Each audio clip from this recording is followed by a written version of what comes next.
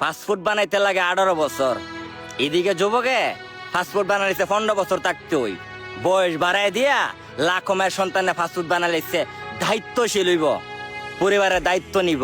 ওই যে বাবার বয়স বাড়তাছে, মায়ের অসুস্থতা, বোনের পড়াশোনার করছো, বোনের বিয়ার করছো, ভাইয়ের সকাল্লাত, পাড়া প্রতিবেশী আত্মীয় স্বজন তাদের মন রক্ষা করতে হইব না? পরিবারের দায়িত্ব তাদের কাঁধে নিতে হইব না? এই জন্য ফাস্টফুড বানাইছে 15 বছর থাকতে হয় বয়স বাড়াই দিয়া।